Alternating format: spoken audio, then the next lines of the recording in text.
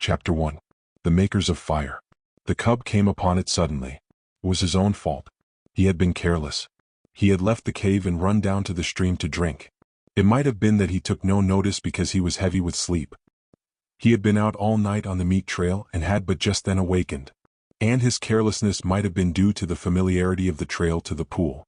He had traveled it often and nothing had ever happened on it. He went down past the blasted pine, crossed the open space and trotted in amongst the trees. Then, at the same instant he saw and smelt. Before him, sitting silently on their haunches, were 5 live things, the like of which he had never seen before. It was his first glimpse of mankind. But at the sight of him the 5 men did not spring to their feet, nor show their teeth, nor snarl. They did not move but sat there, silent and ominous. Nor did the cub move. Every instinct of his nature would have impelled him to dash wildly away, had there not suddenly and for the first time arisen in him another and counter instinct. A great awe descended upon him. He was beaten down to movelessness by an overwhelming sense of his own weakness and littleness. Here was mastery and power, something far and away beyond him. The cub had never seen man, yet the instinct concerning man was his. In dim ways he recognized in man the animal that had fought itself to primacy over the other animals of the wild. Not alone out of his own eyes, but out of the eyes of all his ancestors was the cub now looking upon man, out of eyes that had circled in the darkness around countless winter campfires, that had peered from safe distances and from the hearts of thickets at the strange 2-legged animal that was lord over living things. The spell of the cub's heritage was upon him, the fear and the respect born of the centuries of struggle and the accumulated experience of the generations. The heritage was too compelling for a wolf that was only a cub. Had he been full-grown he would have run away. As it was, he cowered down in a paralysis of fear, already half proffering the submission that his kind had proffered from the first time a wolf came in to sit by man's fire and be made warm. One of the Indians arose and walked over to him and stooped above him. The cub cowered closer to the ground. It was the unknown, objectified at last in concrete flesh and blood, bending over him and reaching down to seize hold of him. His hair bristled involuntarily. His lips writhed back and his little fangs were bared. The hand, poised like doom above him, hesitated, and the man spoke laughing, "Wabam wabiska ip pitta." Look, the white fangs. The other Indians laughed loudly and urged the man on to pick up the cub. As the hand descended closer and closer, there raged within the cub a battle of the instincts. He experienced 2 great impulsions, to yield and to fight. The resulting action was a compromise. He did both. He yielded till the hand almost touched him. Then he fought, his teeth flashing in a snap that sank them into the hand. The next moment he received a clout alongside the head that knocked him over on his side. Then all fight fled out of him. His puppyhood and the instinct of submission took charge of him. He sat up on his haunches and keyed. But the man whose hand he had bitten was angry. The cub received a clout on the other side of his head. Whereupon he sat up and keyed louder than ever. The 4 Indians laughed more loudly, while even the man who had been bitten began to laugh. They surrounded the cub and laughed at him, while he wailed out his terror and his hurt. In the midst of it he heard something. The Indians heard it too. But the cub knew what it was, and with a last long wail that had in it more of triumph than grief, he ceased his noise and waited for the coming of his mother, of his ferocious and indomitable mother who fought and killed all things and was never afraid. She was snarling as she ran. She had heard the cry of her cub and was dashing to save him. She bounded in amongst them, her anxious and militant motherhood making her anything but a pretty sight. But to the cub the spectacle of her protective rage was pleasing. He uttered a glad little cry and bounded to meet her, while the man-animals went back hastily several steps. The she-wolf stood over against her cub, facing the men with bristling hair, a snarl rumbling deep in her throat. Her face was distorted and malignant with menace, even the bridge of the nose wrinkling from tip to eyes, so prodigious was her snarl. Then it was that a cry went up from one of the men. "Kitch," was what he uttered. It was an exclamation of surprise. The cub felt his mother wilting at the sound. "Kitch," the man cried again, this time with sharpness and authority. And then the cub saw his mother, the she-wolf, the fearless one, crouching down till her belly touched the ground, whimpering, wagging her tail, making peace signs. The cub could not understand. He was appalled. The awe of man rushed over him again. His instinct had been true. His mother verified it. She too rendered submission to the man-animals. The man who had spoken came over to her. He put his hand upon her head and she only crouched closer. She did not snap nor threaten to snap. The other men came up and surrounded her and felt her and pawed her, which actions she made no attempt to resent. They were greatly excited and made many noises with their mouths. These noises were not indication of danger, the cub decided, as he crouched near his mother, still bristling from time to time but doing his best to submit. "It is not strange," an Indian was saying. "Her father was a wolf. It is true her mother was a dog, but did not my brother tie her out in the woods all of 3 nights in the mating season? Therefore was the father of Kitch a wolf." "It is a year, Gray Beaver, since she ran away," spoke a second Indian. "It is not strange, Salmon Tongue," Gray Beaver answered. "It was the time of the famine, and there was no meat for the dogs." "She has lived with the wolves," said a third Indian. "So it would seem, 3 eagles," Gray Beaver answered, laying his hand on the cub, "and this be the sign of it." The cub snarled a little at the touch of the hand, and the hand flew back to administer a clout. Whereupon the cub covered its fangs and sank down submissively, while the hand, returning, rubbed behind his ears and up and down his back. "This be the sign of it," Gray Beaver went on. "It is plain that his mother is Kitch, but his father was a wolf. Wherefore is there in him little dog and much wolf. His fangs be white, and White Fang shall be his name. I have spoken. He is my dog. For was not Kitch my brother's dog? And is not my brother dead?" The cub, who had thus received a name in the world, lay and watched. For a time the man-animals continued to make their mouth noises. Then Gray Beaver took a knife from a sheath that hung around his neck, and went into the thicket and cut a stick. White Fang watched him. He notched the stick at each end, and in the notches fastened strings of rawhide. One string he tied around the throat of Kitch. Then he led her to a small pine, around which he tied the other string. White Fang followed and lay down beside her. Salmon Tongue's hand reached out to him and rolled him over on his back. Kitch looked on anxiously. White Fang felt fear mounting in him again. He could not quite suppress a snarl, but he made no offer to snap. The hand, with fingers crooked and spread apart, rubbed his stomach in a playful way and rolled him from side to side. It was ridiculous and ungainly, lying there on his back with legs sprawling in the air. Besides, it was a position of such utter helplessness that White Fang's whole nature revolted against it. He could do nothing to defend himself. If this man-animal intended harm, White Fang knew that he could not escape it. How could he spring away with his 4 legs in the air above him? Yet submission made him master his fear, and he only growled softly. This growl he could not suppress, nor did the man-animal resent it by giving him a blow on the head. And furthermore, such was the strangeness of it, White Fang experienced an unaccountable sensation of pleasure as the hand rubbed back and forth. When he was rolled on his side he ceased to growl. When the fingers pressed and prodded at the base of his ears the pleasurable sensation increased. And when, with a final rub and scratch, the man left him alone and went away, all fear had died out of White Fang. He was to know fear many times in his dealing with man, yet it was a token of the fearless companionship with man that was ultimately to be his. After a time, White Fang heard strange noises approaching. He was quick in his classification, for he knew them at once for man-animal noises. A few minutes later the remainder of the tribe, strung out as it was on the march, trailed in. There were more men and many women and children, 40 souls of them, and all heavily burdened with camp equipage and outfit. Also there were many dogs, and these, with the exception of the part-grown puppies, were likewise burdened with camp outfit. On their backs, in bags that fastened tightly around underneath, the dogs carried from 20 to 30 pounds of weight. White Fang had never seen dogs before, but at sight of them he felt that they were his own kind, only somehow different. But they displayed little difference from the wolf when they discovered the cub and his mother. There was a rush. White Fang bristled and snarled and snapped in the face of the open-mouthed oncoming wave of dogs, and went down and under them, feeling the sharp slash of teeth in his body, himself biting and tearing at the legs and bellies above him. There was a great uproar. He could hear the snarl of Kitch as she fought for him, and he could hear the cries of the man-animals, the sound of clubs striking upon bodies, and the yelps of pain from the dogs so struck. Only a few seconds elapsed before he was on his feet again. He could now see the man-animals driving back the dogs with clubs and stones, defending him, saving him from the savage teeth of his kind that somehow was not his kind. And though there was no reason in his brain for a clear conception of so abstract a thing as justice, nevertheless, in his own way, he felt the justice of the man-animals, and he knew them for what they were, makers of law and executors of law. Also, he appreciated the power with which they administered the law. Unlike any animals he had ever encountered, they did not bite nor claw. They enforced their live strength with the power of dead things. Dead things did their bidding. Thus, sticks and stones, directed by these strange creatures, leaped through the air like living things, inflicting grievous hurts upon the dogs.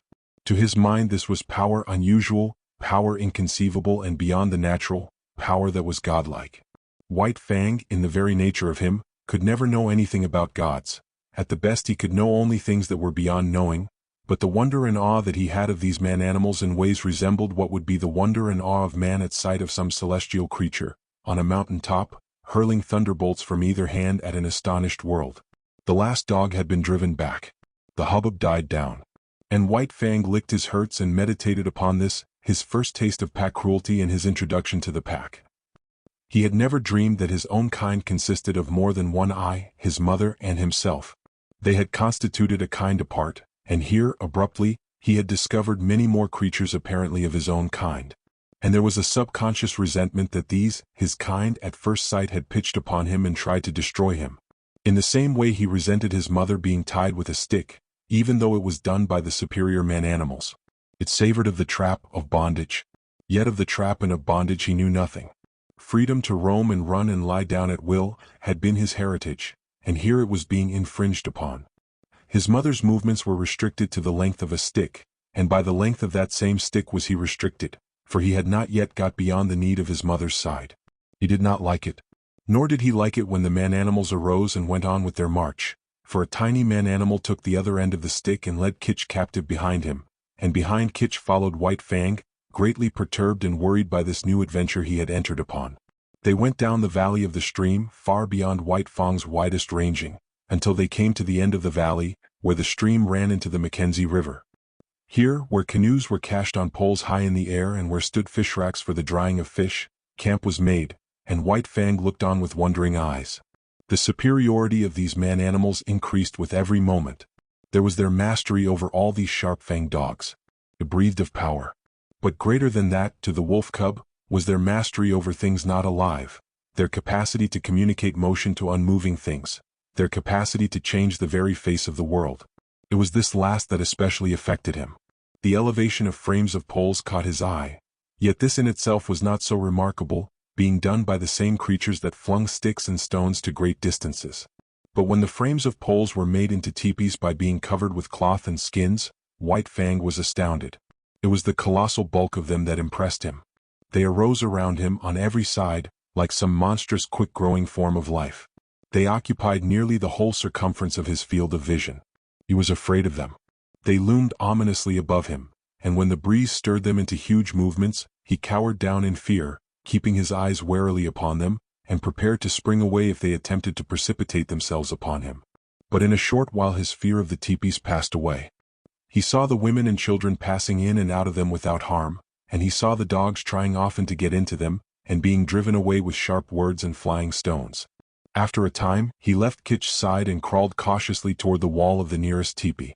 It was the curiosity of growth that urged him on, the necessity of learning and living and doing that brings experience. The last few inches to the wall of the teepee were crawled with painful slowness and precaution. The day's events had prepared him for the unknown to manifest itself in most stupendous and unthinkable ways. At last his nose touched the canvas. He waited. Nothing happened. Then he smelled the strange fabric saturated with the man smell. He closed on the canvas with his teeth and gave a gentle tug. Nothing happened, though the adjacent portions of the teepee moved. He tugged harder. There was a greater movement. It was delightful. He tugged still harder and repeatedly until the whole teepee was in motion. Then the sharp cry of a squaw inside sent him scampering back to Kitch. But after that he was afraid no more of the looming bulks of the teepees. A moment later he was straying away again from his mother. Her stick was tied to a peg in the ground and she could not follow him. A part-grown puppy, somewhat larger and older than he, came toward him slowly, with ostentatious and belligerent importance. The puppy's name, as White Fang was afterward to hear him called, was Lip Lip. He had had experience in puppy fights and was already something of a bully. Lip Lip was White Fang's own kind, and being only a puppy did not seem dangerous, so White Fang prepared to meet him in a friendly spirit. But when the stranger's walk became stiff-legged and his lips lifted clear of his teeth, White Fang stiffened too, and answered with lifted lips. They half-circled about each other, tentatively, snarling and bristling. This lasted several minutes and White Fang was beginning to enjoy it as a sort of game. But suddenly, with remarkable swiftness, Lip Lip leaped in, delivering a slashing snap, and leaped away again. The snap had taken effect on the shoulder that had been hurt by the lynx and that was still sore deep down near the bone. The surprise and hurt of it brought a yelp out of White Fang. But the next moment, in a rush of anger, he was upon Lip Lip and snapping viciously. But Lip Lip had lived his life in camp and had fought many puppy fights. 3 times, 4 times, and half a dozen times, his sharp little teeth scored on the newcomer, until White Fang, yelping shamelessly, fled to the protection of his mother. It was the first of the many fights he was to have with Lip Lip, for they were enemies from the start, born so, with natures destined perpetually to clash. Kitch licked White Fang soothingly with her tongue, and tried to prevail upon him to remain with her. But his curiosity was rampant, and several minutes later he was venturing forth on a new quest. He came upon one of the man-animals, Gray Beaver, who was squatting on his hams and doing something with sticks and dry moss spread before him on the ground. White Fang came near to him and watched. Gray Beaver made mouth noises which White Fang interpreted as not hostile, so he came still nearer. Women and children were carrying more sticks and branches to Gray Beaver. It was evidently an affair of moment. White Fang came in until he touched Gray Beaver's knee, so curious was he, and already forgetful that this was a terrible man-animal. Suddenly he saw a strange thing like mist beginning to arise from the sticks and moss beneath Gray Beaver's hands. Then, amongst the sticks themselves appeared a live thing twisting and turning, of a color like the color of the sun in the sky. White Fang knew nothing about fire. It drew him as the light, in the mouth of the cave, had drawn him in his early puppyhood. He crawled the several steps toward the flame. He heard Gray Beaver chuckle above him, and he knew the sound was not hostile. Then his nose touched the flame, and at the same instant his little tongue went out to it. For a moment he was paralyzed. The unknown, lurking in the midst of the sticks and moss, was savagely clutching him by the nose. He scrambled backward, bursting out in an astonished explosion of keys. At the sound, Kitch leaped snarling to the end of her stick, and there raged terribly because she could not come to his aid. But Gray Beaver laughed loudly and slapped his thighs, and told the happening to all the rest of the camp, till everybody was laughing uproariously.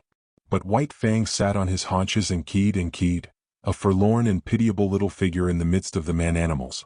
It was the worst hurt he had ever known.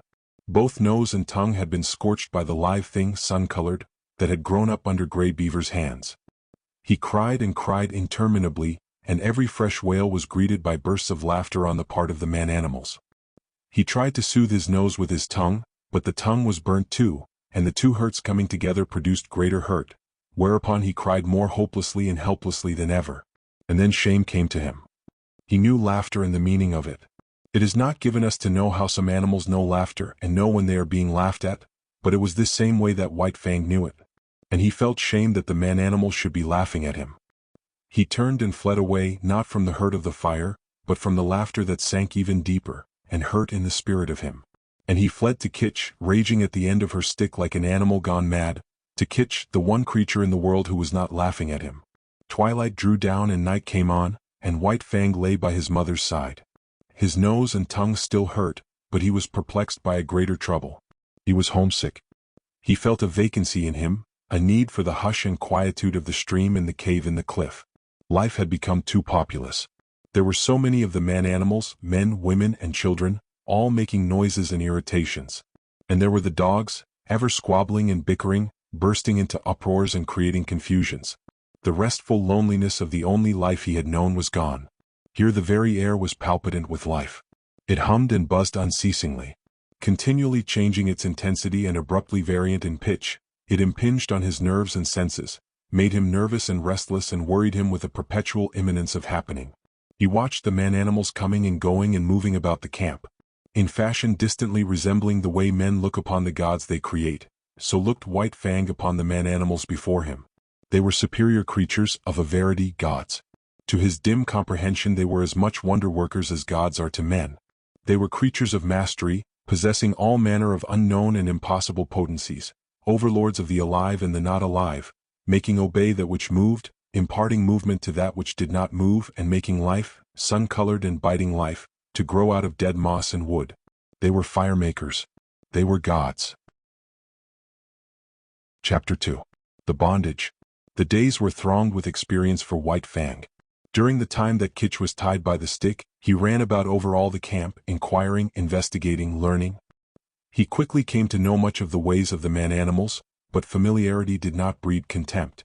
The more he came to know them, the more they vindicated their superiority, the more they displayed their mysterious powers, the greater loomed their godlikeness. To man has been given the grief often of seeing his gods overthrown and his altars crumbling, but to the wolf and the wild dog that have come in to crouch at man's feet, this grief has never come. Unlike man, whose gods are of the unseen and the overguessed, vapors and mists of fancy eluding the garmenture of reality, wandering wraiths of desired goodness and power, intangible outcroppings of self into the realm of spirit. Unlike man, the wolf and the wild dog that have come into the fire find their gods in the living flesh, solid to the touch, occupying earth space and requiring time for the accomplishment of their ends and their existence. No effort of faith is necessary to believe in such a God. No effort of will can possibly induce disbelief in such a God. There is no getting away from it. There it stands on its two hind legs, club in hand, immensely potential, passionate and wrathful and loving, God and mystery and power all wrapped up and around by flesh that bleeds when it is torn and that is good to eat like any flesh. And so it was with White Fang. The man-animals were gods unmistakable and unescapable. As his mother, Kitch, had rendered her allegiance to them at the first cry of her name, so he was beginning to render his allegiance. He gave them the trail as a privilege indubitably theirs. When they walked, he got out of their way. When they called, he came. When they threatened, he cowered down. When they commanded him to go, he went away hurriedly. For behind any wish of theirs was power to enforce that wish, power that hurt, power that expressed itself in clouts and clubs, in flying stones and stinging lashes of whips. He belonged to them as all dogs belong to them. His actions were theirs to command. His body was theirs to maul, to stamp upon, to tolerate. Such was the lesson that was quickly borne in upon him. It came hard, going as it did, counter to much that was strong and dominant in his own nature, and while he disliked it in the learning of it, unknown to himself he was learning to like it. It was a placing of his destiny in another's hands, a shifting of the responsibilities of existence.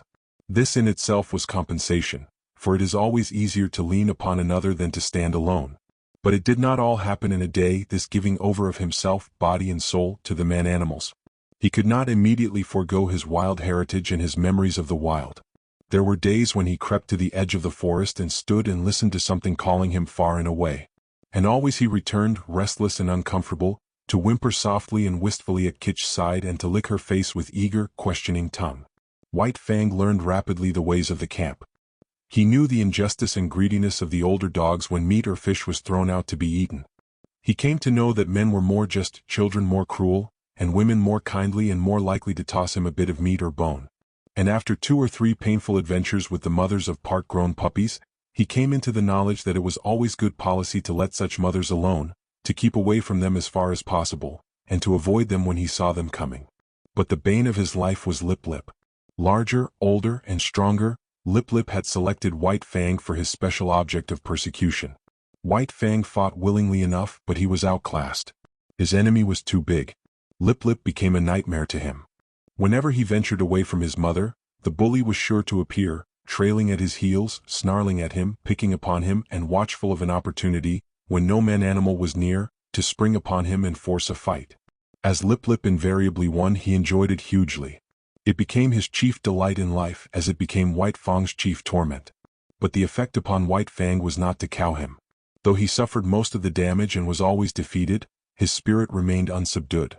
Yet a bad effect was produced. He became malignant and morose. His temper had been savage by birth, but it became more savage under this unending persecution. The genial, playful, puppyish side of him found little expression.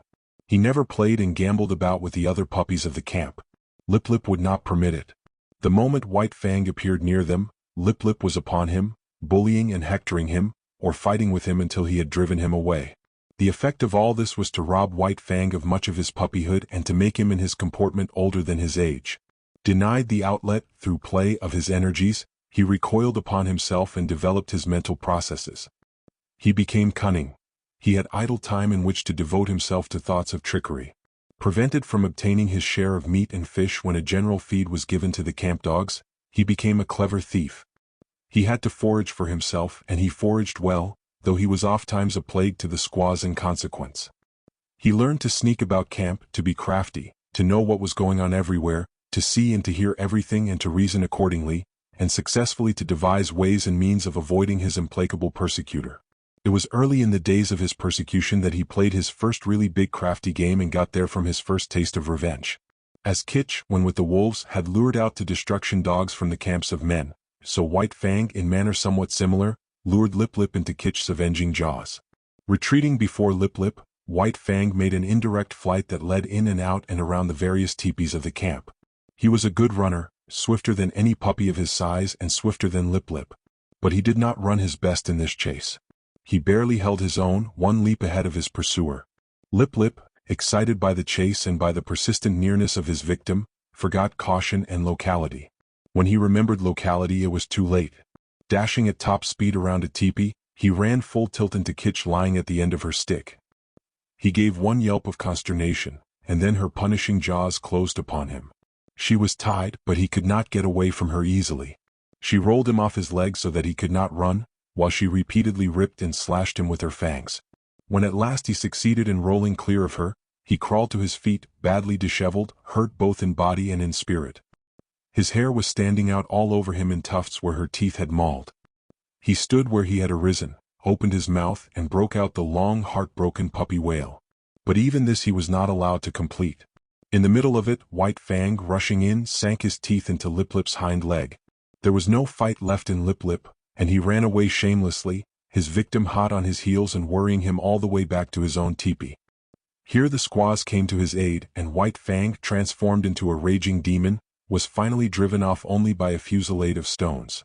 Came the day when Grey Beaver, deciding that the liability of her running away was past, released Kitch.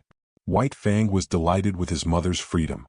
He accompanied her joyfully about the camp, and so long as he remained close by her side, Lip Lip kept a respectful distance. White Fang even bristled up to him and walked stiff-legged, but Lip Lip ignored the challenge. He was no fool himself, and whatever vengeance he desired to wreak, he could wait until he caught White Fang alone. Later on that day, Kitch and White Fang strayed into the edge of the woods next to the camp. He had led his mother there, step by step, and now when she stopped, he tried to inveigle her farther. The stream, the lair, and the quiet woods were calling to him, and he wanted her to come. He ran on a few steps, stopped and looked back.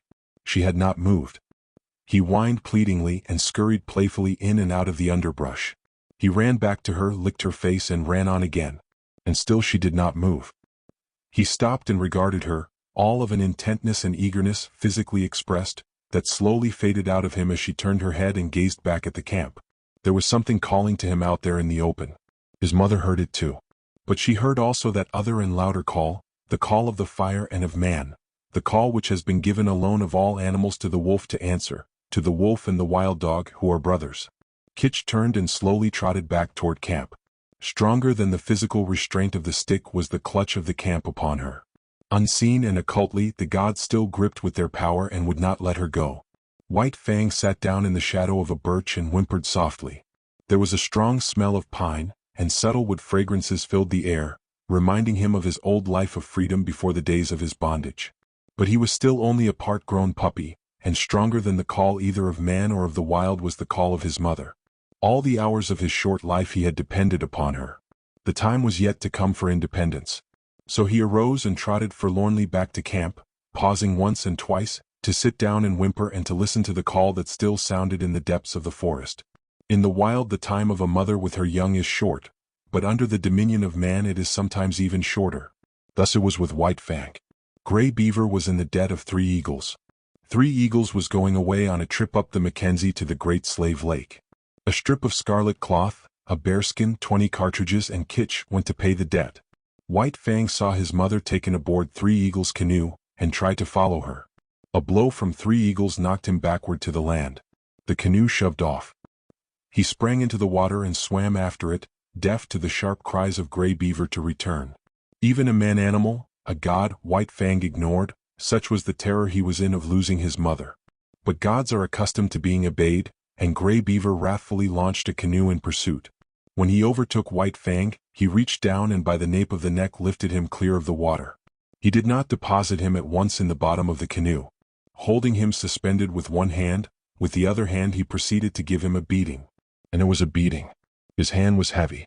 Every blow was shrewd to hurt, and he delivered a multitude of blows. Impelled by the blows that rained upon him, now from this side, now from that, White Fang swung back and forth like an erratic and jerky pendulum. Varying were the emotions that surged through him. At first he had known surprise. Then came a momentary fear, when he yelped several times to the impact of the hand. But this was quickly followed by anger. His free nature asserted itself, and he showed his teeth and snarled fearlessly in the face of the wrathful god. This but served to make the god more wrathful. The blows came faster, heavier, more shrewd to hurt. Gray Beaver continued to beat, White Fang continued to snarl. But this could not last forever. One or the other must give over, and that one was White Fang. Fear surged through him again. For the first time he was being really manhandled. The occasional blows of sticks and stones he had previously experienced were as caresses compared with this. He broke down and began to cry and yelp. For a time each blow brought a yelp from him, but fear passed into terror, until finally his yelps were voiced in unbroken succession, unconnected with the rhythm of the punishment. At last Gray Beaver withheld his hand. White Fang, hanging limply, continued to cry. This seemed to satisfy his master, who flung him down roughly in the bottom of the canoe. In the meantime the canoe had drifted down the stream. Gray Beaver picked up the paddle. White Fang was in his way. He spurned him savagely with his foot. In that moment White Fang's free nature flashed forth again, and he sank his teeth into the moccasined foot. The beating that had gone before was as nothing compared with the beating he now received. Gray Beaver's wrath was terrible, likewise was White Fang's fright. Not only the hand, but the hard wooden paddle was used upon him, and he was bruised and sore in all his small body when he was again flung down in the canoe. Again, and this time with purpose, did Gray Beaver kick him. White Fang did not repeat his attack on the foot. He had learned another lesson of his bondage. Never, no matter what the circumstance, must he dare to bite the god who was lord and master over him. The body of the lord and master was sacred, not to be defiled by the teeth of such as he. That was evidently the crime of crimes, the one offense there was no condoning nor overlooking. When the canoe touched the shore, White Fang lay whimpering and motionless, waiting the will of Gray Beaver. It was Gray Beaver's will that he should go ashore, for ashore he was flung, striking heavily on his side and hurting his bruises afresh. He crawled tremblingly to his feet and stood whimpering. Lip Lip, who had watched the whole proceeding from the bank, now rushed upon him, knocking him over and sinking his teeth into him. White Fang was too helpless to defend himself, and it would have gone hard with him had not Gray Beaver's foot shot out, lifting Lip Lip into the air with its violence so that he smashed down to earth a dozen feet away. This was the man-animal's justice, and even then in his own pitiable plight, White Fang experienced a little grateful thrill. At Gray Beaver's heels he limped obediently through the village to the teepee. And so it came that White Fang learned that the right to punish was something the gods reserved for themselves and denied to the lesser creatures under them. That night, when all was still, White Fang remembered his mother and sorrowed for her. He sorrowed too loudly and woke up Gray Beaver, who beat him. After that he mourned gently when the gods were around. But sometimes, straying off to the edge of the woods by himself, he gave vent to his grief, and cried it out with loud whimperings and wailings. It was during this period that he might have hearkened to the memories of the lair and the stream and run back to the wild. But the memory of his mother held him. As the hunting man-animals went out and came back, so she would come back to the village sometime. So he remained in his bondage waiting for her. But it was not altogether an unhappy bondage. There was much to interest him. Something was always happening. There was no end to the strange things these gods did, and he was always curious to see. Besides, he was learning how to get along with Gray Beaver. Obedience, rigid, undeviating obedience, was what was exacted of him, and in return he escaped beatings and his existence was tolerated. Nay, Gray Beaver himself sometimes tossed him a piece of meat, and defended him against the other dogs in the eating of it. And such a piece of meat was of value. It was worth more, in some strange way, than a dozen pieces of meat from the hand of a squaw. Gray Beaver never petted nor caressed. Perhaps it was the weight of his hand, perhaps his justice, perhaps the sheer power of him, and perhaps it was all these things that influenced White Fang, for a certain tie of attachment was forming between him and his surly lord. Insidiously, and by remote ways as well as by the power of stick and stone and cloud of hand, were the shackles of White Fang's bondage being riveted upon him. The qualities in his kind that in the beginning made it possible for them to come into the fires of men, were qualities capable of development. They were developing in him, and the camp life, replete with misery as it was secretly endearing itself to him all the time. But White Fang was unaware of it. He knew only grief for the loss of Kitch, hope for her return, and a hungry yearning for the free life that had been his. Chapter 3. The Outcast. Lip Lip continued so to darken his days that White Fang became wickeder and more ferocious than it was his natural right to be. Savageness was a part of his makeup, but the savageness thus developed exceeded his makeup. He acquired a reputation for wickedness amongst the man-animals themselves. Wherever there was trouble and uproar in camp, fighting and squabbling, or the outcry of a squaw over a bit of stolen meat, they were sure to find White Fang mixed up in it and usually at the bottom of it. They did not bother to look after the causes of his conduct. They saw only the effects, and the effects were bad. He was a sneak and a thief, a mischief maker, a fomenter of trouble, and irate squaws told him to his face, the while he eyed them alert and ready to dodge any quick-flung missile, that he was a wolf and worthless and bound to come to an evil end. He found himself an outcast in the midst of the populous camp. All the young dogs followed Lip Lip's lead. There was a difference between White Fang and them. Perhaps they sensed his wildwood breed, and instinctively felt for him the enmity that the domestic dog feels for the wolf. But be that as it may, they joined with Lip Lip in the persecution. And once declared against him, they found good reason to continue declared against him. One and all, from time to time, they felt his teeth, and to his credit, he gave more than he received. Many of them he could whip in single fight, but single fight was denied him. The beginning of such a fight was a signal for all the young dogs in camp to come running and pitch upon him. Out of this pack persecution he learned two important things: how to take care of himself in a mass fight against him, and how, on a single dog, to inflict the greatest amount of damage in the briefest space of time. To keep one's feet in the midst of the hostile mass meant life, and this he learned well.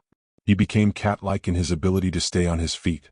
Even grown dogs might hurtle him backward or sideways with the impact of their heavy bodies, and backward or sideways he would go, in the air or sliding on the ground, but always with his legs under him and his feet downward to the Mother Earth. When dogs fight, there are usually preliminaries to the actual combat, snarlings and bristlings and stiff-legged struttings. But White Fang learned to omit these preliminaries. Delay meant the coming against him of all the young dogs. He must do his work quickly and get away. So he learned to give no warning of his intention. He rushed in and snapped and slashed on the instant without notice before his foe could prepare to meet him. Thus he learned how to inflict quick and severe damage. Also he learned the value of surprise. A dog taken off its guard, its shoulder slashed open or its ear ripped in ribbons before it knew what was happening, was a dog half-whipped. Furthermore, it was remarkably easy to overthrow a dog taken by surprise, while a dog thus overthrown invariably exposed for a moment the soft underside of its neck, the vulnerable point at which to strike for its life. White Fang knew this point.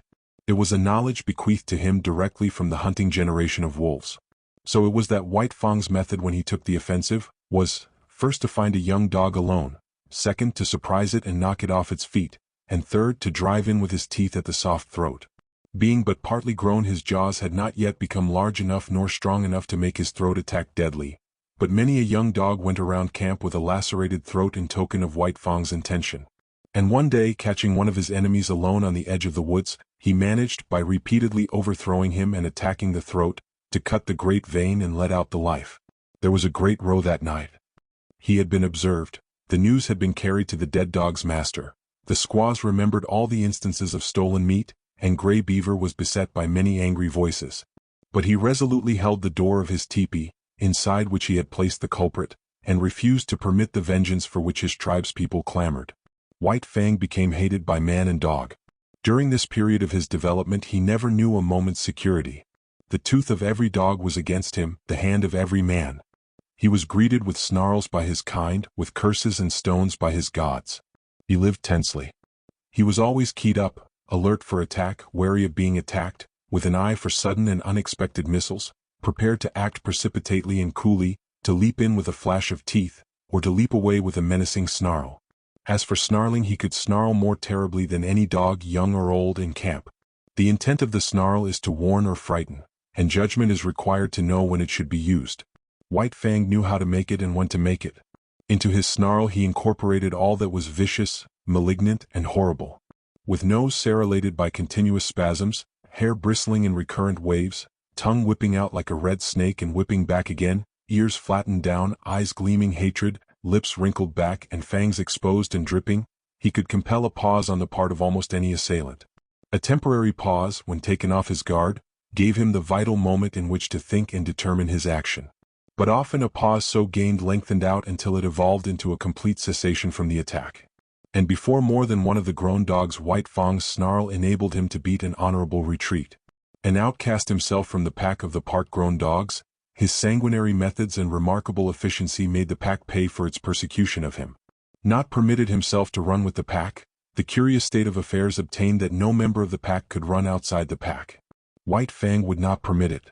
What of his bushwhacking and waylaying tactics? The young dogs were afraid to run by themselves. With the exception of Lip Lip, they were compelled to hunch together for mutual protection against the terrible enemy they had made. A puppy alone by the river bank meant a puppy dead, or a puppy that aroused the camp with its shrill pain and terror as it fled back from the wolf cub that had waylaid it. But White Fang's reprisals did not cease, even when the young dogs had learned thoroughly that they must stay together. He attacked them when he caught them alone, and they attacked him when they were bunched. The sight of him was sufficient to start them rushing after him, at which times his swiftness usually carried him into safety. But woe the dog that outran his fellows in such pursuit. White Fang had learned to turn suddenly upon the pursuer that was ahead of the pack and thoroughly to rip him up before the pack could arrive.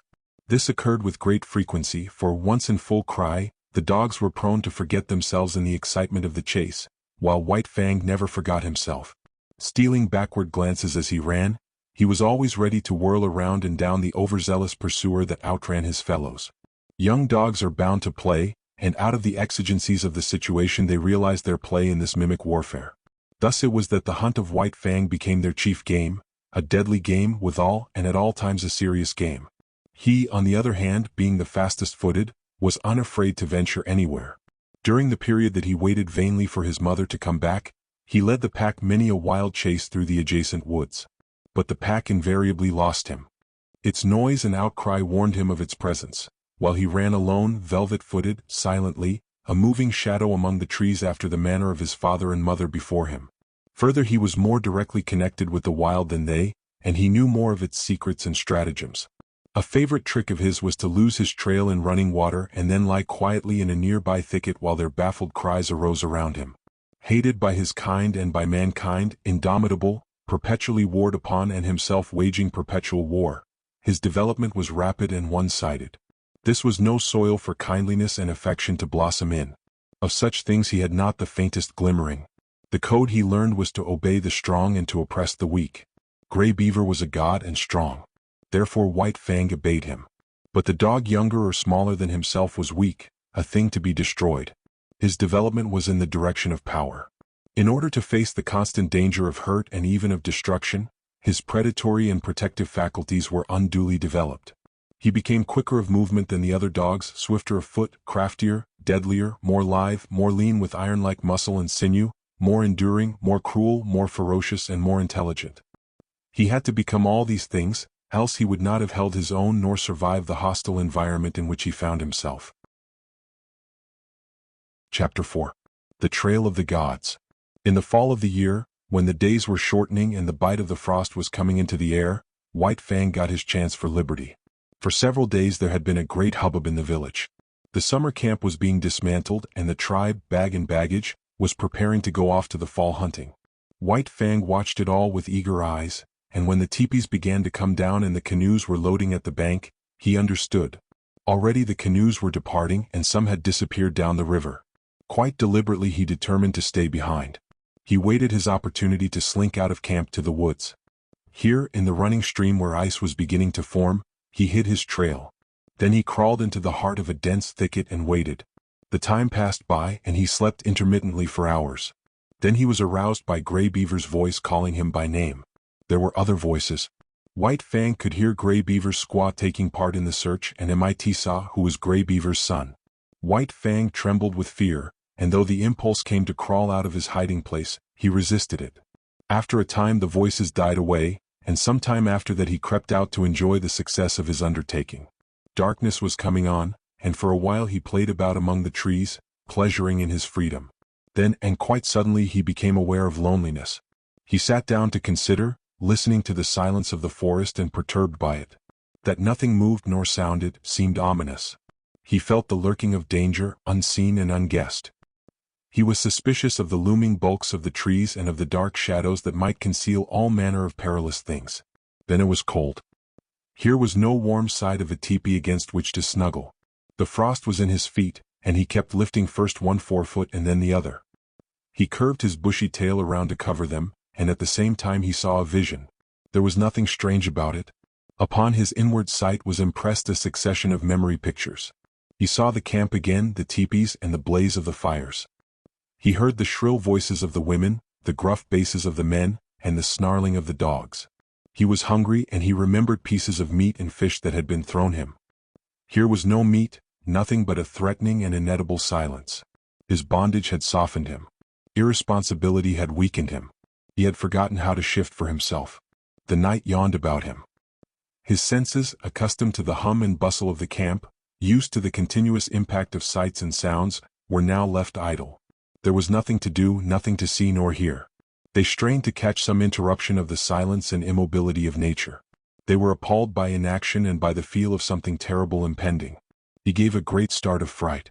A colossal and formless something was rushing across the field of his vision. It was a tree shadow flung by the moon, from whose face the clouds had been brushed away. Reassured, he whimpered softly. Then he suppressed the whimper for fear that it might attract the attention of the lurking dangers. A tree, contracting in the cool of the night, made a loud noise. It was directly above him. He yelped in his fright. A panic seized him, and he ran madly toward the village. He knew an overpowering desire for the protection and companionship of man. In his nostrils was the smell of the camp smoke. In his ears the camp sounds and cries were ringing loud. He passed out of the forest and into the moonlit open where were no shadows nor darknesses. But no village greeted his eyes. He had forgotten. The village had gone away. His wild flight ceased abruptly. There was no place to which to flee. He slunk forlornly through the deserted camp, smelling the rubbish heaps and the discarded rags and tags of the gods. He would have been glad for the rattle of stones about him, flung by an angry squaw, glad for the hand of Grey Beaver descending upon him in wrath, while he would have welcomed with delight Lip Lip and the whole snarling, cowardly pack.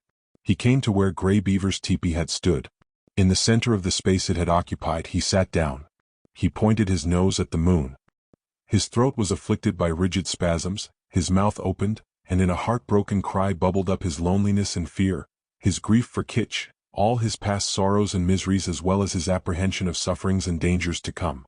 It was the long wolf howl, full-throated and mournful, the first howl he had ever uttered. The coming of daylight dispelled his fears but increased his loneliness. The naked earth, which so shortly before had been so populous, thrust his loneliness more forcibly upon him. It did not take him long to make up his mind. He plunged into the forest and followed the river bank down the stream. All day he ran. He did not rest.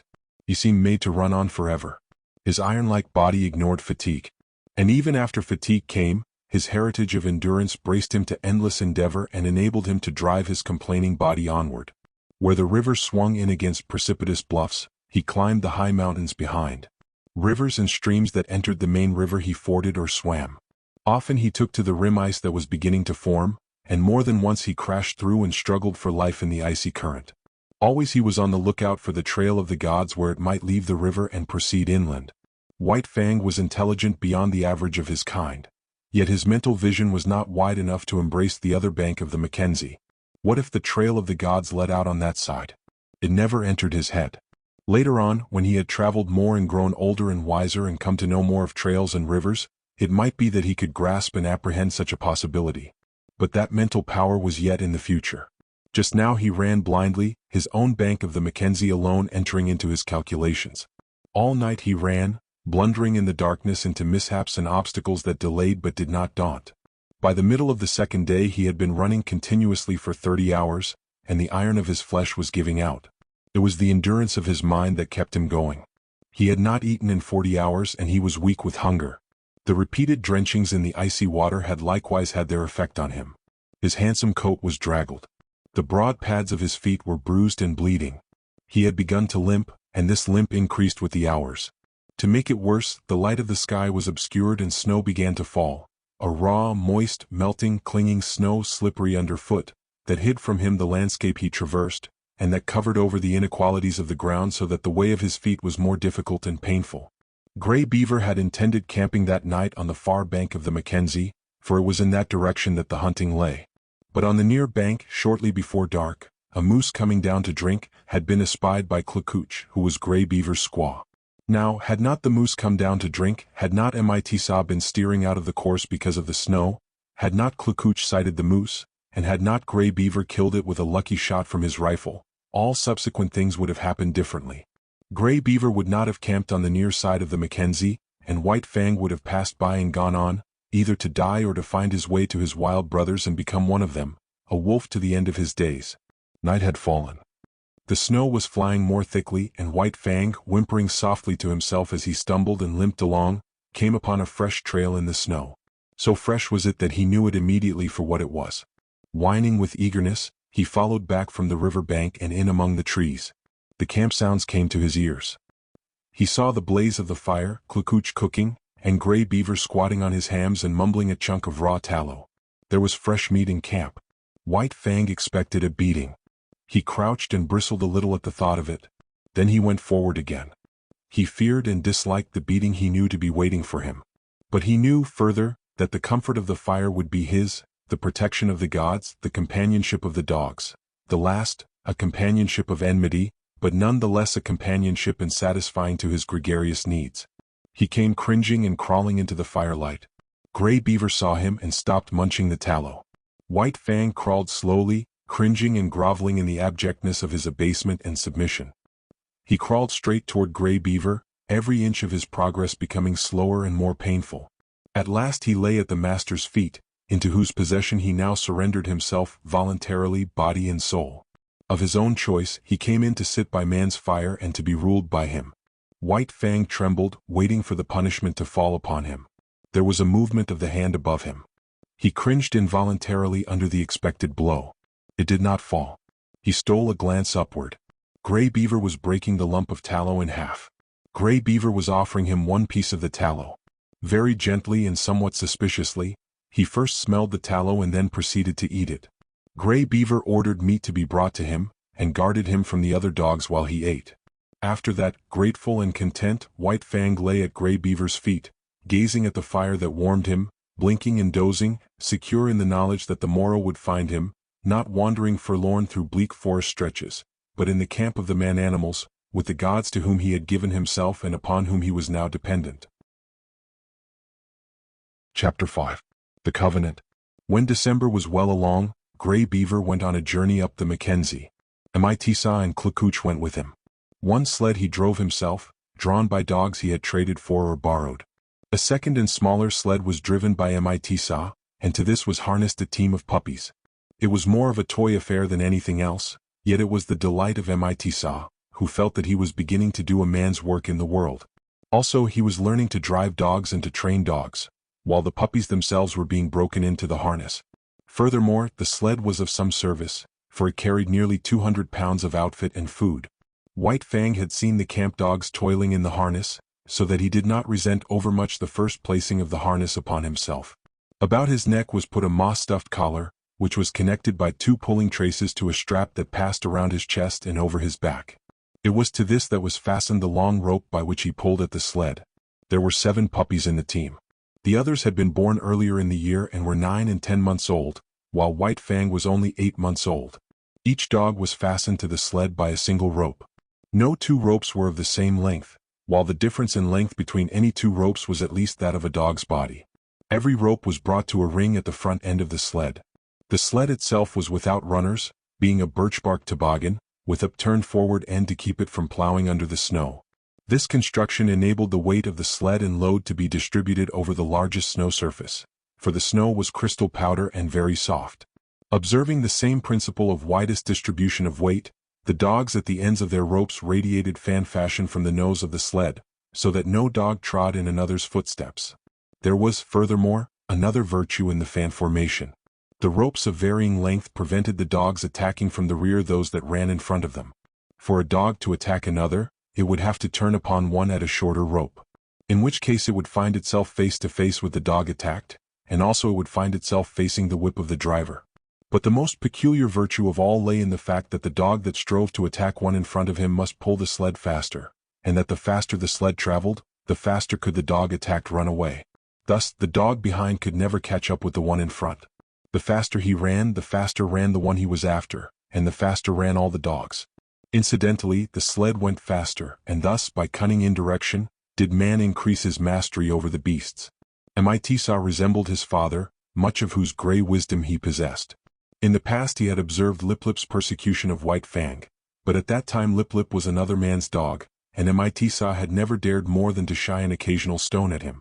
But now Lip Lip was his dog, and he proceeded to wreak his vengeance on him by putting him at the end of the longest rope.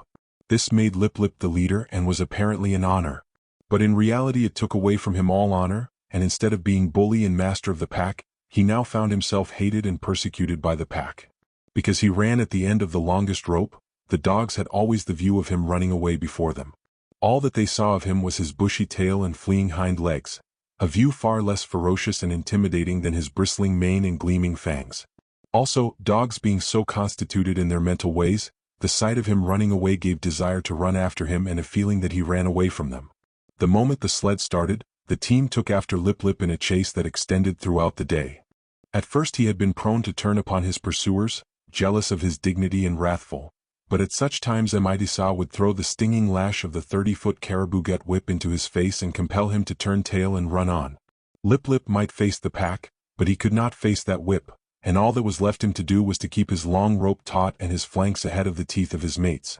But a still greater cunning lurked in the recesses of the Indian mind. To give point to unending pursuit of the leader, Mitsa favored him over the other dogs. These favors aroused in them jealousy and hatred. In their presence Mitsa would give him meat and would give it to him only. This was maddening to them. They would rage around just outside the throwing distance of the whip, while Lip Lip devoured the meat and Mitsa protected him. And when there was no meat to give, Mitsa would keep the team at a distance and make believe to give meat to Lip Lip. White Fang took kindly to the work. He had traveled a greater distance than the other dogs in the yielding of himself to the rule of the gods, and he had learned more thoroughly the futility of opposing their will. In addition, the persecution he had suffered from the pack had made the pack less to him in the scheme of things and man more. He had not learned to be dependent on his kind for companionship. Besides, kitsch was well nigh forgotten, and the chief outlet of expression that remained to him was in the allegiance he tendered the gods he had accepted as masters. So he worked hard, learned discipline, and was obedient. Faithfulness and willingness characterized his toil. These are essential traits of the wolf and the wild dog when they have become domesticated, and these traits White Fang possessed in unusual measure. A companionship did exist between White Fang and the other dogs, but it was one of warfare and enmity. He had never learned to play with them. He knew only how to fight, and fight with them he did, returning to them 100-fold the snaps and slashes they had given him in the days when Lip Lip was leader of the pack. But Lip Lip was no longer leader, except when he fled away before his mates at the end of his rope, the sled bounding along behind. In camp he kept close to Mitsa or Grey Beaver or Clacooch. He did not dare venture away from the gods, for now the fangs of all dogs were against him, and he tasted to the dregs the persecution that had been White Fang's. With the overthrow of Lip Lip, White Fang could have become leader of the pack.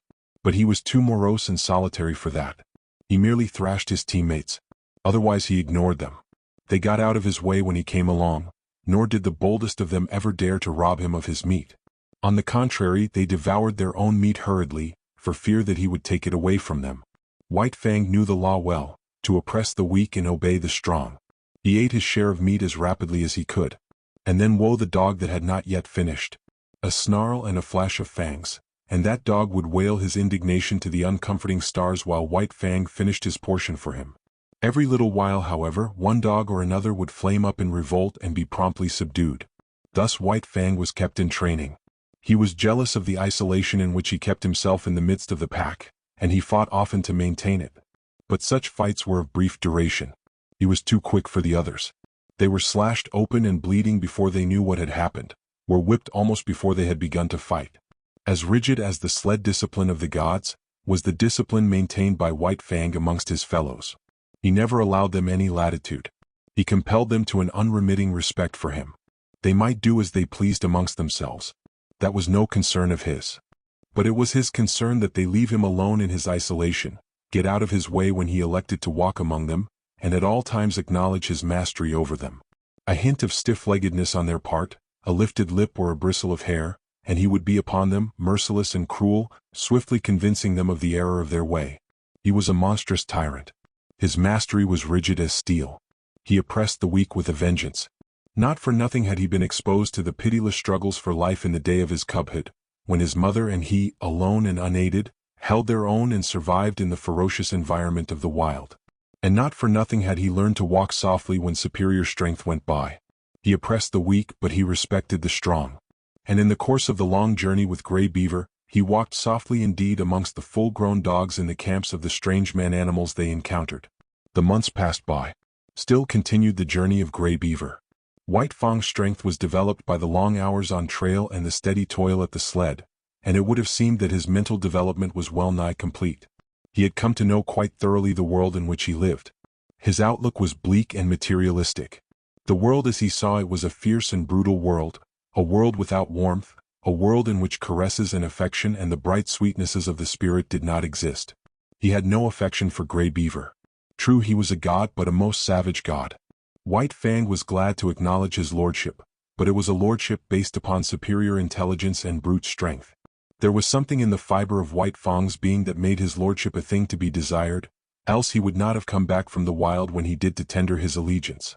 There were deeps in his nature which had never been sounded. A kind word, a caressing touch of the hand on the part of Grey Beaver, might have sounded these deeps, but Grey Beaver did not caress nor speak kind words. It was not his way. His primacy was savage, and savagely he ruled, administering justice with a club, punishing transgression with the pain of a blow, and rewarding merit, not by kindness but by withholding a blow. So White Fang knew nothing of the heaven a man's hand might contain for him. Besides, he did not like the hands of the man-animals. He was suspicious of them. It was true that they sometimes gave meat, but more often they gave hurt. Hands were things to keep away from. They hurled stones, wielded sticks and clubs and whips, administered slaps and clouts, and when they touched him were cunning to hurt with pinch and twist and wrench. In strange villages he had encountered the hands of the children and learned that they were cruel to hurt. Also, he had once nearly had an eye poked out by a toddling papoose. From these experiences he became suspicious of all children. He could not tolerate them. When they came near with their ominous hands he got up. It was in a village at the Great Slave Lake that, in the course of resenting the evil of the hands of the man-animals, he came to modify the law that he had learned from Grey Beaver, namely that the unpardonable crime was to bite one of the gods. In this village, after the custom of all dogs in all villages, White Fang went foraging for food. A boy was chopping frozen moose meat with an axe, and the chips were flying in the snow. White Fang, sliding by in quest of meat, stopped and began to eat the chips. He observed the boy lay down the axe and take up a stout club. White Fang sprang clear, just in time to escape the descending blow. The boy pursued him, and he, a stranger in the village, fled between two teepees to find himself cornered against a high earth bank. There was no escape for White Fang. The only way out was between the two teepees, and this the boy guarded. Holding his club prepared to strike, he drew in on his cornered quarry. White Fang was furious. He faced the boy, bristling and snarling, his sense of justice outraged. He knew the law of forage. All the wastage of meat, such as the frozen chips, belonged to the dog that found it. He had done no wrong, broken no law, yet here was this boy preparing to give him a beating. White Fang scarcely knew what happened. He did it in a surge of rage. And he did it so quickly that the boy did not know either. All the boy knew was that he had in some unaccountable way been overturned into the snow, and that his club hand had been ripped wide open by White Fang's teeth. But White Fang knew that he had broken the law of the gods. He had driven his teeth into the sacred flesh of one of them, and could expect nothing but a most terrible punishment. He fled away to Grey Beaver, behind whose protecting legs he crouched when the bitten boy and the boy's family came, demanding vengeance. But they went away with vengeance unsatisfied. Grey Beaver defended White Fang. So did Mitsa and Klakooch. White Fang, listening to the wordy war and watching the angry gestures, knew that his act was justified. And so it came that he learned there were gods and gods. There were his gods and there were other gods, and between them there was a difference. Justice or injustice, it was all the same, he must take all things from the hands of his own gods.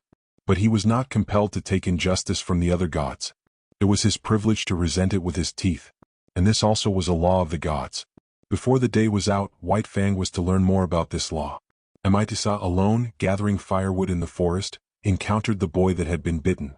With him were other boys. Hot words passed. Then all the boys attacked Mitsa. It was going hard with him. Blows were raining upon him from all sides. White Fang looked on at first. This was an affair of the gods and no concern of his. Then he realized that this was Mitsa, one of his own particular gods, who was being maltreated. There was no reasoned impulse that made White Fang do what he then did. A mad rush of anger sent him leaping in amongst the combatants. 5 minutes later the landscape was covered with fleeing boys, many of whom dripped blood upon the snow in token that White Fang's teeth had not been idle. When Mitsa told the story in camp, Gray Beaver ordered meat to be given to White Fang.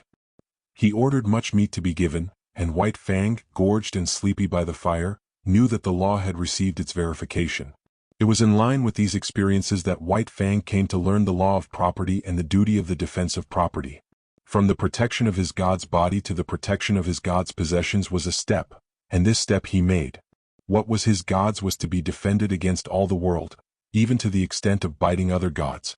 Not only was such an act sacrilegious in its nature, but it was fraught with peril. The gods were all powerful, and a dog was no match against them. Yet White Fang learned to face them, fiercely belligerent and unafraid. Duty rose above fear, and thieving gods learned to leave Gray Beaver's property alone. One thing in this connection White Fang quickly learnt, and that was that a thieving god was usually a cowardly god and prone to run away at the sounding of the alarm. Also, he learned that but brief time elapsed between his sounding of the alarm and Gray Beaver coming to his aid. He came to know that it was not fear of him that drove the thief away, but fear of Gray Beaver. White Fang did not give the alarm by barking. He never barked. His method was to drive straight at the intruder and to sink his teeth in if he could. Because he was morose and solitary, having nothing to do with the other dogs, he was unusually fitted to guard his master's property, and in this he was encouraged and trained by Gray Beaver. One result of this was to make White Fang more ferocious and indomitable and more solitary. The months went by, binding stronger and stronger the covenant between dog and man. This was the ancient covenant that the first wolf that came in from the wild entered into with man. And, like all succeeding wolves and wild dogs that had done likewise, White Fang worked the covenant out for himself. The terms were simple. For the possession of a flesh and blood god, he exchanged his own liberty. Food and fire, protection and companionship, were some of the things he received from the god. In return he guarded the god's property, defended his body, worked for him, and obeyed him. The possession of a god implies service. White Fang's was a service of duty and awe, but not of love. He did not know what love was. He had no experience of love. Kitch was a remote memory. Besides, not only had he abandoned the wild and his kind when he gave himself up to man, but the terms of the covenant were such that if ever he met Kitch again he would not desert his god to go with her. His allegiance to man seemed somehow a law of his being greater than the love of liberty, of kind and kin. Chapter 6. The Famine. The spring of the year was at hand when Gray Beaver finished his long journey. It was April, and White Fang was a year old when he pulled into the home villages and was loosed from the harness by Mitsa. Though a long way from his full growth, White Fang, next to Lip Lip, was the largest yearling in the village. Both from his father, the wolf, and from Kitch, he had inherited stature and strength, and already he was measuring up alongside the full-grown dogs. But he had not yet grown compact. His body was slender and rangy, and his strength more stringy than massive.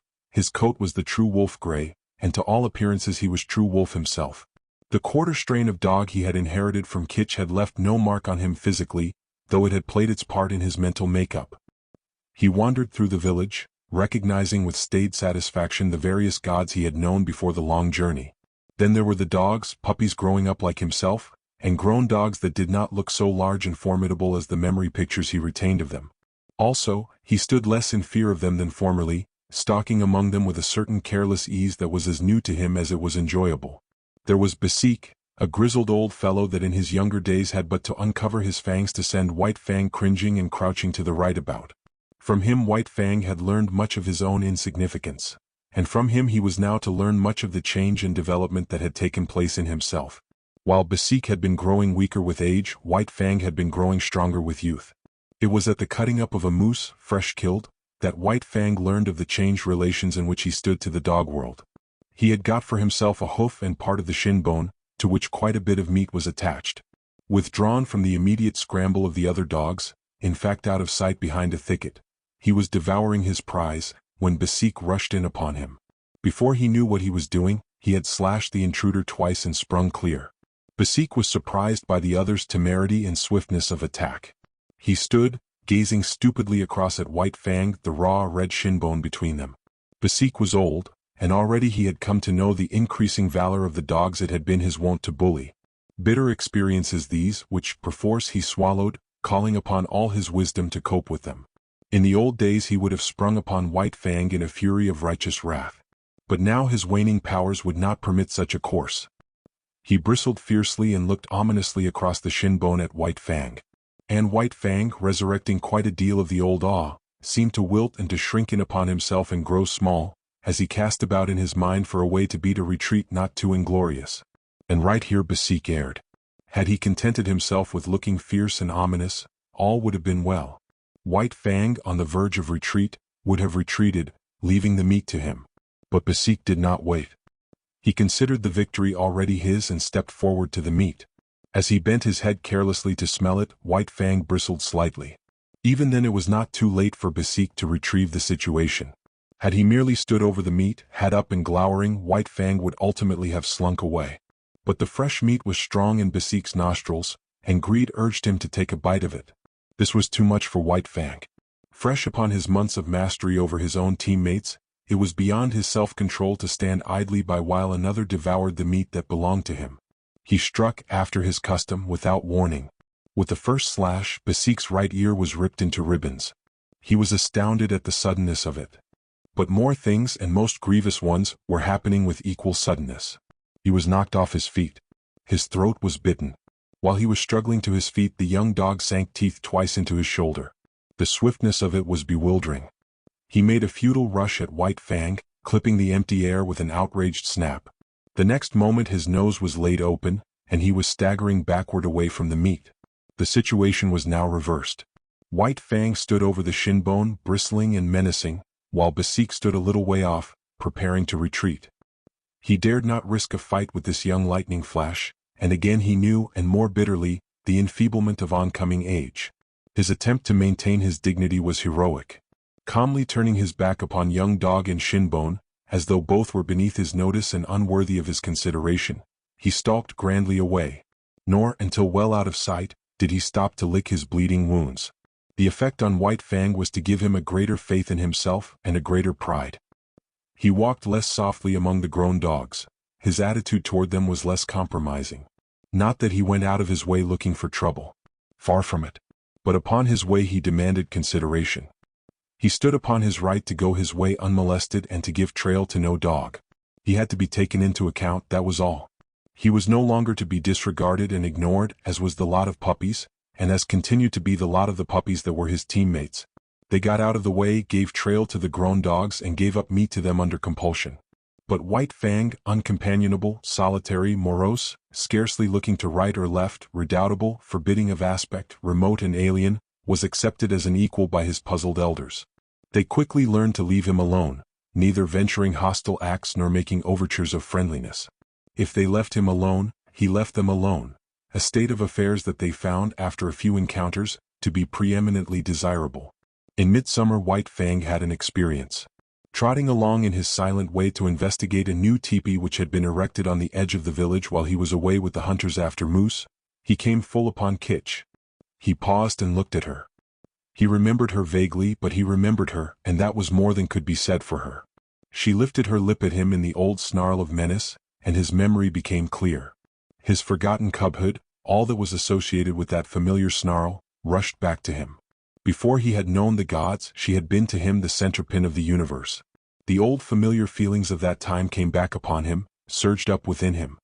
He bounded towards her joyously, and she met him with shrewd fangs that laid his cheek open to the bone. He did not understand. He backed away bewildered and puzzled. But it was not Kitch's fault. A wolf mother was not made to remember her cubs of a year or so before. So she did not remember White Fang. He was a strange animal, an intruder, and her present litter of puppies gave her the right to resent such intrusion. One of the puppies sprawled up to White Fang. They were half-brothers, only they did not know it. White Fang sniffed the puppy curiously, whereupon Kitch rushed upon him, gashing his face a second time. He backed farther away. All the old memories and associations died down again and passed into the grave from which they had been resurrected. He looked at Kitch licking her puppy and stopping now and then to snarl at him. She was without value to him. He had learned to get along without her. Her meaning was forgotten. There was no place for her in his scheme of things, as there was no place for him in hers. He was still standing, stupid and bewildered, the memories forgotten, wondering what it was all about when Kitch attacked him a third time, intent on driving him away altogether from the vicinity. And White Fang allowed himself to be driven away. This was a female of his kind, and it was a law of his kind that the males must not fight the females. He did not know anything about this law, for it was no generalization of the mind, not a something acquired by experience of the world.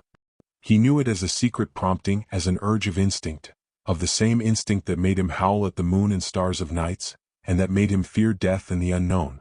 The months went by. White Fang grew stronger, heavier, and more compact, while his character was developing along the lines laid down by his heredity and his environment. His heredity was a life stuff that may be likened to clay. It possessed many possibilities, was capable of being molded into many different forms. Environment served to model the clay to give it a particular form. Thus, had White Fang never come into the fires of man, the wild would have molded him into a true wolf. But the gods had given him a different environment and he was molded into a dog that was rather wolfish, but that was a dog and not a wolf. And so, according to the clay of his nature and the pressure of his surroundings, his character was being molded into a certain particular shape. There was no escaping it.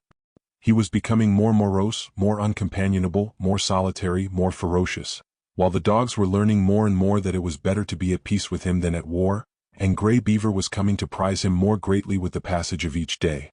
White Fang, seeming to sum up strength in all his qualities, nevertheless suffered from one besetting weakness. He could not stand being laughed at. The laughter of men was a hateful thing. They might laugh among themselves about anything they pleased except himself, and he did not mind.